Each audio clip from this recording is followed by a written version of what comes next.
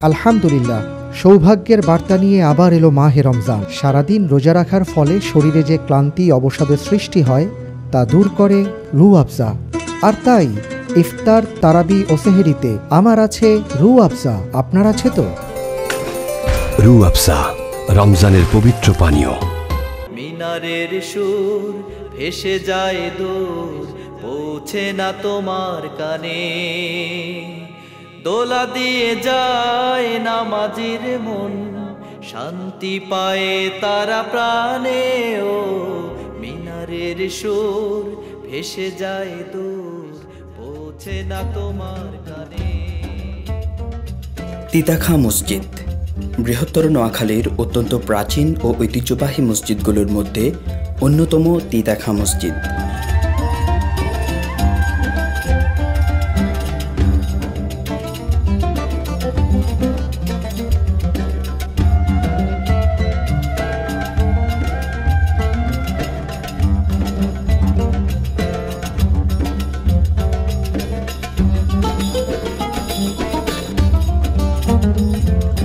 প্রায় ৩০০ বছর পূর্বে প্রতিষ্ঠিত এই মসজিদটি লক্ষ্মীপুর সদর উপজেলার উত্তর স্টেশন সংলগ্নে অবস্থিত। শৈল্পিক কারুকার্য এবং দৃষ্টিনন্দনতার জন্য এটি দেশ জুড়ে দারুণ খ্যাতি লাভ করে। মসজিদ প্রাচীন হিসাবে এবং ঐতিহাসিক হিসাবে অনেক পর্যটকে আসেন, তারা দেখাশোনা করে চলে যান। কারো কোনো তথ্য প্রয়োজন হলে সেটা আমাদেরকে জিজ্ঞেস করেন, আমরা তখন যতটুকু পারি তা সরবরাহ করি। এছাড়া বিভিন্ন ঐতিহাসিক অনুষ্ঠান এগুলো প্রচুর মানুষের সমাগম হয় এবং যেমন শবে বরাত, শবে কদর, এছাড়া বিভিন্ন অনুষ্ঠানে জেলার বিভিন্ন লোকেরা এখানে সরবরাহ হয় এবং তারা শবে কদরের বয়ান এবং শবে বরাতের তাৎপর্য সম্পর্কে বয়ান শোনেন এবং বিভিন্ন অনুষ্ঠানে মিলাদ মাহফিলের দোয়ায় শরীক হন। তো মানুষের আসা যাওয়া সমাগম অনেক বেশি, কিন্তু মানুষ হিসাবে জায়গার সংকলন খুবই কম।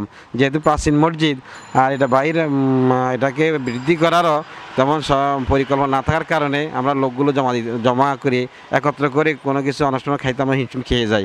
এই জন্য মানুষ হিসাবে মসজিদকে আরও সংকুলন করে এটাকে আরও বৃদ্ধি করা একান্ত প্রয়োজন হয়ে দাঁড়াইছে।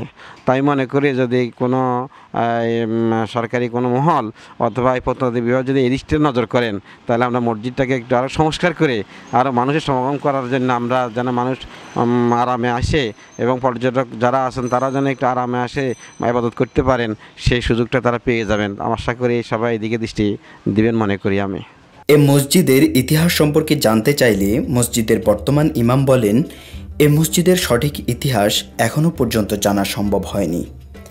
আমাদের পূর্বপুরুষরাও এ ব্যাপারে আমাদেরকে কোনো সঠিক তথ্য দিয়ে যেতে পারেনি।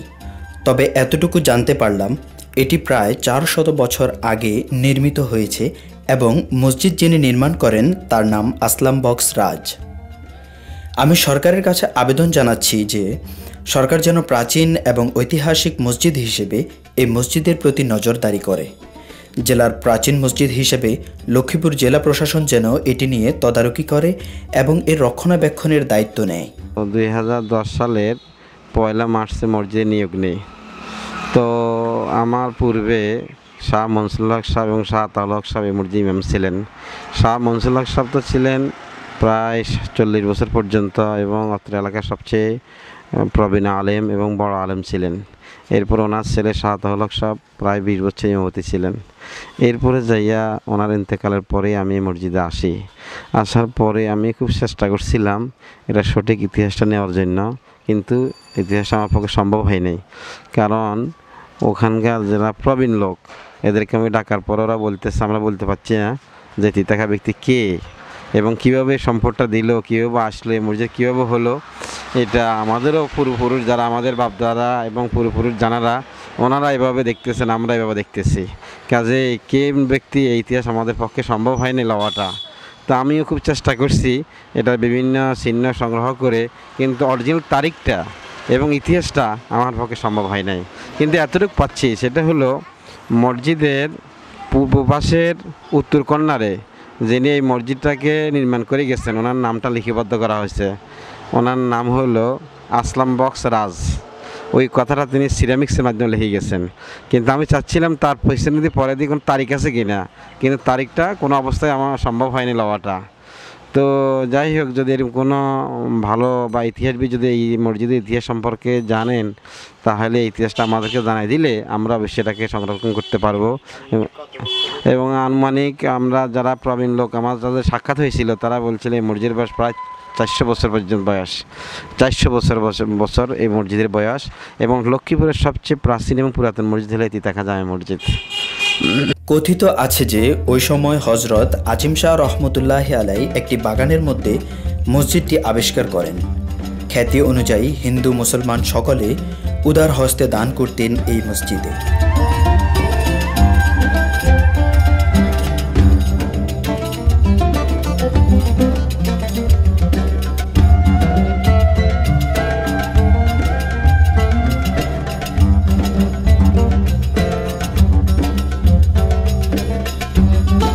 বর্তমানে সংস্কারের উদ্যোগ নেয়ায় মসজিদটি সংরক্ষিত হয়েছে। আনুমানিক 1 বছর অথবা তার কিছু সময় আগে একটা কমিটির মাইক্রোবাস করে কিছু লোক আসলো। আসার পর আমাকে আমি জিজ্ঞেস করলাম আপনারা কারা। ওনারা বললেন যে আমরা প্রত্নতাত্ত্বিক বিভাগ থেকে আসলাম এবং আপনার মসজিদের যাবতীয় ডাটা গ্রহণ করার জন্য আমরা আসলাম। তখন তারা বিভিন্ন সিনারি হল নিয়ে গেল। এতে আমি বুঝতে পারলাম আমার মসজিদটা প্রত্নতাত্ত্বিক বিভাগের অন্তর্ভুক্ত হয়ে গেছে। কিন্তু সবচেয়ে দুঃখের বিষয় হলো সরকারি পক্ষ থেকে কোনো সাহায্য সহানুভূতি না পাওয়ার কারণে মসজিদের আজকের প্রাচীন অবস্থা সেই পূর্ব অবস্থা এখনও বহাল আছে। তো আমি চাচ্ছি যে সরকার মহোদয় এবং এই বিভাগ যদি এই জেলার প্রাচীন মসজিদ হিসেবে নজর দেওয়া হয়, তাহলে আমরা এই মসজিদকে আধুনিকায়ন করে সুন্দর করে প্ল্যান করতে পারবো। যদি সরকারি এই বিভাগটা যদি আমাদের দিকে নজর করা হয়, তাহলে আমরা এই মসজিদকে আধুনিকায়ন করতে পারবো। বিশেষ করে বর্তমানে যে একটা আমাদের চিন্তা আসতেছে, যেহেতু প্রাচীন মসজিদ কোন সময় কি হয়ে যা এবং তাদের অবস্থানটা কেমন, এটা আমরা এখন চিন্তায় আছি।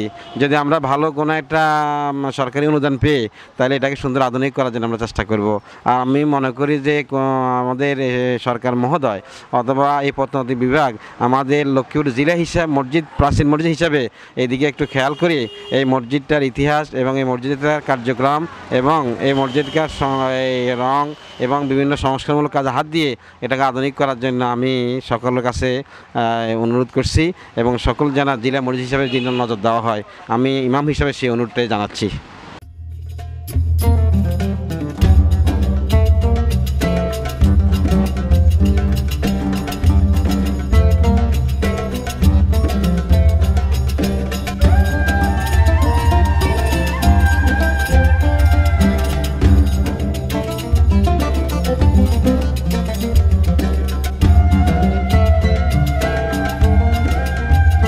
এই মসজিদটির একটি বিশেষত্ব হচ্ছে এটি নির্মাণে হিন্দু মুসলিম নির্বিশেষে সবাই সাহায্য করেছেন। দায়রাবাড়ির গদ্দিনসীন পীর সাহেবগণ এই মসজিদে ইমামতি করে আসছেন। লক্ষ্মীপুর বাসস্ট্যান্ড থেকে সিএনজি অথবা রিক্সা যোগে সরাসরি তিতাখা মসজিদে যাওয়া যায়।